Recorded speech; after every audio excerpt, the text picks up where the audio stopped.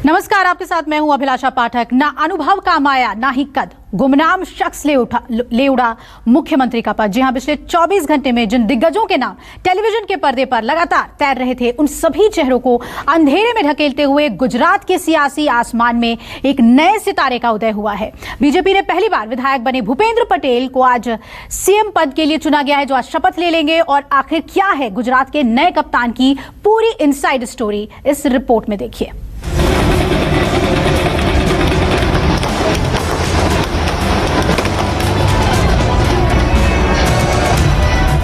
गांधीनगर अचानक TV screen पर चमकने लगा एक ऐसा चेहरा जो देश में तो बिल्कुल ही अनजाना था, गुजरात में भी जाना पहचाना नहीं था, क्योंकि बीजेपी ने ऐसे शख्स को मुख्यमंत्री चुन लिया जो अब तक सिर्फ एक बार ही चुनाव जीतकर विधानसभा पहुंचे।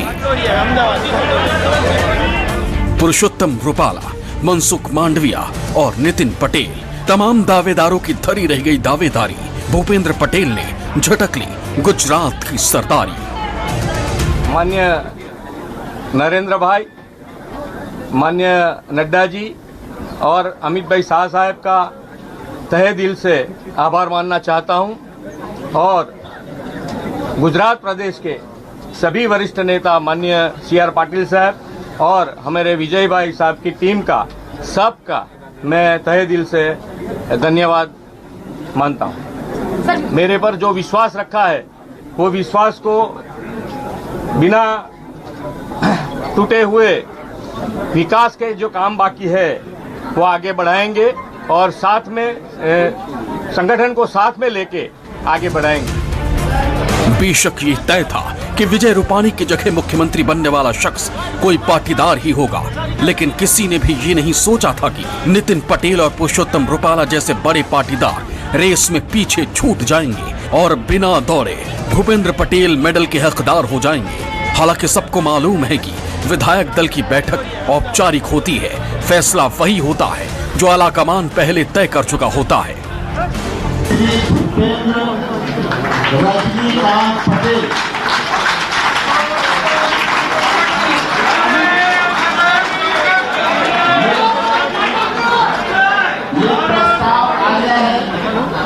प्रस्ताव पर समर्थन हो गया है। आप मीडिया के लोग यहाँ मौजूद हैं। भूपेंद्र पटेल के नाम का ऐलान होते ही बीजेपी की कारों का काफिला राजभवन की ओर कूच कर गया। राज्यपाल से मुलाकात कर भूपेंद्र पटेल ने सरकार बनाने का दावा पेश कर दिया। राज्यपाल ने भी पटेल का दावा कबूल किया और सोमवार दोपहर 2:20 पर शपथ ग्रहण समारोह तय हो गया। सीएम के ऐलान में बीजेपी अक्सर चौंकाती रही है और गुजरात भी इसका अपवाद नहीं बना। शनिवार को रूपाणी के इस्तीफे के बाद लगातार जिन नामों की चर्चा चल रही थी, भूपेंद्र पटेल उस फहरिस्त में कहीं भी नहीं थे और शायद यही उनकी कामयाबी की वजह बन गई।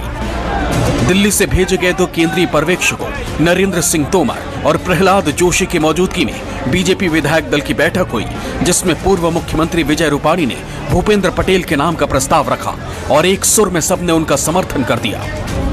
भारतीय जनता पार्टी, हमारा शीर्ष नेतृत्व ने ये जो निर्णय लिया है, भूपेंद्र भाई सक्षम है और आने वाले चुनाव उनके नेतृत्व में अवश्य भारतीय जनता पार्टी अच्छी तरह से जीतेगी, ये हमें सबको पूर्ण विश्वास है। बतौर मुख्यमंत्री भूपेंद्र पटेल के नाम से सबसे ज्यादा मायूसी नितिन पटेल को होगी, क्योंकि चंद घंटे पहले ही नितिन पटेल ने कहा था कि मुख्यमंत्री वही होना चाहिए जिसे पूरा गुजरात जानता हो। भूपेंद्र भाई को मेरी शुभकामना। आने वाला चुनाव उनके नेतृत्व में लड़ा जाएगा, वही होगा जी। सीएम जो है उनके नेतृत्व में चुनाव लड़ा जाता है। बहुत thank you sir. Nitin Patel Gujarat सरकार में 5 सालों से नंबर 2 पर रहे हैं और अब तक 3 बार वो मुख्यमंत्री की रेस में सबसे आगे रहते हुए भी पीछे छूट गए। इस बार भी ऐसा ही हुआ। हालांकि विधायक दल की बैठक में नितिन पटेल भी मौजूद थे, लेकिन शायद ना चाहते हुए भी उन्हें कड़वा घूंट पीना पड़ा। गुजरात में अगले साल विधानसभा चुनाव होने हैं। सूत्रों के मुताबिक बीजेपी के अंदरूनी सर्वे में रूपाणी के रहते पार्टी का चुनाव जीतना मुश्किल लग रहा था, इसलिए पार्टी ने चेहरा बदलने का फैसला कर लिया। विपक्षी कांग्रेस और आम आदमी पार्टी का आरोप है कि बीजेपी ने हार के डर से मुख्यमंत्री बदला है, लेकिन जनता बीजेपी के झांसे में नहीं आएगी। चुनाव में बीजेपी की हार तय है। आम आदमी पार्टी ने मुख्य विपक्ष की, प्रिंसिपल ऑपोजिशन की भूमिका निभाते हुए बीजेपी को चैलेंज किया और बीजेपी को काम करो या कुर्सी छोड़ो, परफॉर्म और पेरिश के आम आदमी पार्टी के इस चैलेंज से भारतीय जनता पार्टी उत्तराखंड में अपने मुख्यमंत्री बदलने को मजबूर हो गई और गुजरात में अपने मुख्यमंत्री बदलने को मजबूर हो गई। यह है ताकत अरविंद केजरीवाल की, यह है ताकत आम आदमी पार्टी की। मैं कहना चाहता हूं भारतीय जनता पार्टी के लोगों को कि नेम प्लेट बदलने से लोगों के मन में जो आपके प्रति गुस्सा है वो नहीं बदलेगा। उत्तराखंड, आसाम, कर्नाटक। उत्तराखंड में त्रिवेंद्र सिंह गए, तीरथ सिंह आए, तीरथ सिंह गए, धामी आए। कर्नाटक में येदियुरप्पा गए, जिनको बोला गया ये भ्रष्टाचारी है, नहीं आए बोमई जी। यहाँ पर असम में सोनवाल जी गए, शर्मा जी आए, और अब गुजरात में रूपानी जी गए, भूपेंद्र रजनीकांत पटेल जी आए। क्यों हटाया गया इन्हें हटाने का क्या कारण था? इनका हटाने का कारण था कि यह लोग अयोग्य थे। ये लोगों ने इनके कारण कोरोना की पहली और दूसरी वेव में लोगों की जान गई। भूपेंद्र पटेल गुजरात के मुख्यमंत्री चुन लिए गए हैं, लेकिन बहुत सारे लोग अब भी उनकी शख्सियत से अनजान हैं। हर किसी के जहन में ये सवाल है कि भूपेंद्र पटेल आखिर हैं कौन? पाटीदार समुदाय में अच्छी पकड़, लंबे समय से आरएसएस से जुड़ा, 2017 में घाट लिदिया सीट से पहली बार विधायक बने, 1,17,000 वोटों से विधानसभा का चुनाव जीता। घाट लिदिया सीट से ही चुनाव जीतती रही हैं आनंदीबेन पटेल। मुख्यमंत्री की रेस भले ही भूपेंद्र पटेल बिना दौरे जीत गए हो, लेकिन ये ताज कांटों भरा हो सकता है, क्योंकि अब उन्हें लगातार बिना थके दौड़ना होगा, क्योंकि उन्हें न सिर्फ खुद को एक बेहतर मुख्यमंत्री साबित करना है, बल्कि चुनाव में जीत दिलाना भी उन्हीं की जिम्मेदारी है।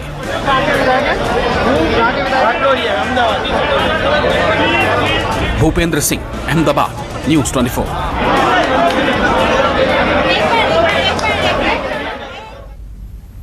बीजेपी की टॉप लीडरशिप हमेशा एक्शन में दिखती है। प्रधानमंत्री नरेंद्र मोदी और गृह मंत्री अमित शाह अपने मुख्यमंत्रियों, मंत्रियों, सांसदों और विधायकों के जहन में ये बात अच्छी तरह से बिठा चुके हैं कि पार्टी की कामयाबी में ही उनकी कामयाबी है। ऐसे में बीजेपी आला कमान बड़े से बड़े फैसले लेने में नहीं हिचकते और बीजेपी के इन्हीं फैसलों का असर बीते महीनों में उत्तराखंड और कर्नाटक में भी साफ दिखाई दिया।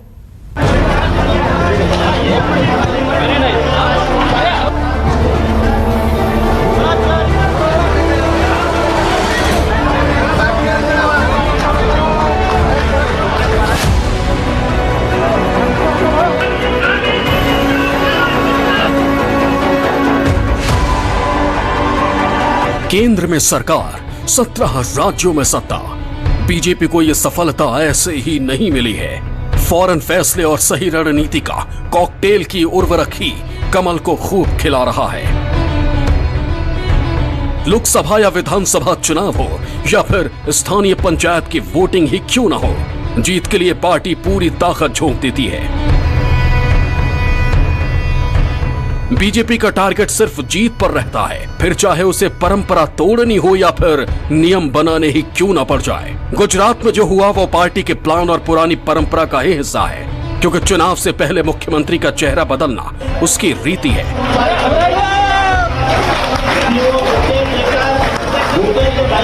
उत्तराखंड और कर्नाटक का उदाहरण सामने है। पहाड़ी राज्य उत्तराखंड में बंपर बहुमत होने के बावजूद बीजेपी 2 मुख्यमंत्री बदल चुकी है।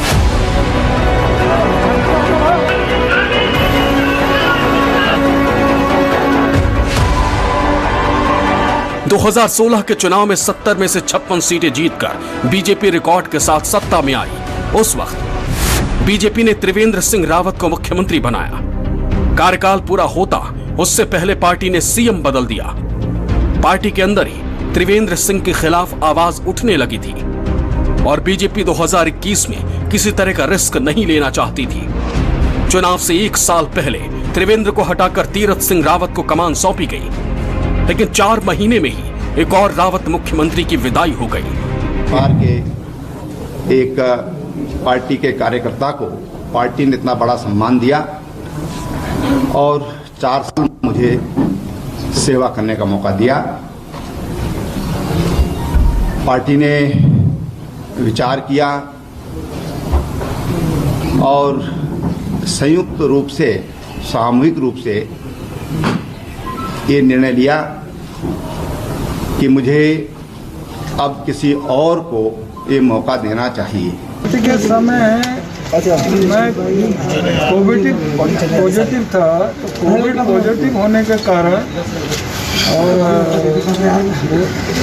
समय नहीं था, लेकिन मैं कहता हूँ फिर आपको कि मुझे आज यहाँ तक जो मेरे केंद्र नेतृत्व ने पूछा है, मैं पुनः उनका हृदय से आभार प्रकट करना चाहता हूँ, माननीय प्रधानमंत्री जी का, माननीय राष्ट्रपति। ऐसा कोई इतिहास भी नहीं कि चुनाव से ऐन वक्त पहले मुख्यमंत्री बदलने से बीजेपी को सफलता ही मिली। कभी कभी पार्टी की रणनीति उल्टी भी पड़ चुकी है। कर्नाटक का उदाहरण सामने है। 2008 के विधानसभा चुनाव में सूबे में कमल खिला तो पार्टी ने बीएस येदियुरप्पा को मुख्यमंत्री की कमान सौंपी।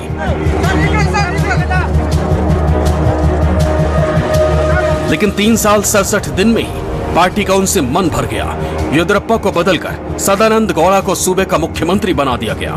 गौड़ा भी 1 साल से कम ही वक्त के लिए मुख्यमंत्री रहे। चुनाव से पहले उनकी जगह जगदीश शेट्टर को कर्नाटक का मुखिया बनाया गया, लेकिन चुनाव में शेट्टर पार्टी को दोबारा सत्ता नहीं दिला पाए। बीजेपी को हार का मुंह देखना पड़ा। एक बार फिर कर्नाटक में 2 साल पहले बीजेपी ने मुख्यमंत्री को बदल दिया। पार्टी ने जुलाई में येदियुरप्पा को हटाकर बसवराज बोम्मई को सीएम बनाया। 2018 में जब चुनाव हुए तो येदियुरप्पा मुख्यमंत्री बने। बीजेपी ने जोड़ तोड़ की सरकार बनाई जो कुछ दिन चली। 2019 में एक बार फिर येदियुरप्पा को कुर्सी मिली, लेकिन पार्टी की पुरानी परंपरा की वजह से उनकी कुर्सी चली गई। कर्नाटक में विजय रथ दौड़ाने के लिए पार्टी ने लिंगायत समुदाय के बड़े नेता और दक्षिण में पहली बार कमल खिलाने वाले येदियुरप्पा को किनारे कर उनकी कुर्सी बोम्मई को दे दी।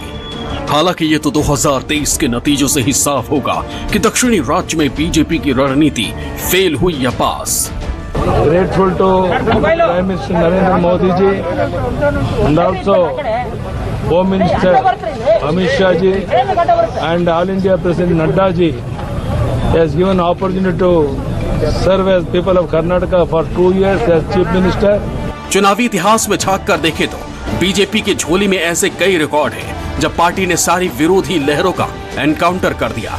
बात मध्य प्रदेश में 2003 के विधानसभा चुनाव की है, जब कांग्रेस दिग्विजय सिंह के नेतृत्व में चुनाव लड़ रही थी और बीजेपी ने अपना चेहरा उमा भारती को बनाया। सत्ता विरोधी लहर ने काम किया और कांग्रेस की शिकस्त हो गई। उमा भारती को बीजेपी की तरफ से मुख्यमंत्री बनाया गया। महज 1 साल में ही उमा भारती को बदलकर बाबूलाल गौड़ को कमान सौंप दी गई। बाबूलाल गौड़ भी ज्यादा वक्त के लिए मुख्यमंत्री नहीं रहे। पार्टी ने शिवराज सिंह चौहान को सूबे का मुख्यमंत्री बना दिया। इस तरह एमपी में भी कमल खिलाने के लिए एक ही टर्म बीजेपी ने 3 मुख्यमंत्री बना दिए। हालांकि शिवराज सिंह चौहान सौभाग्यशाली रहे, उनके बाद पार्टी को सीएम बदलने की जरूरत नहीं पड़ी। साफ है, मिशन सफलता को हासिल करने के लिए बीजेपी कड़े से कड़े और बड़े से बड़े फैसले लेने में जरा भी देर नहीं करती। Bureau report, news 24।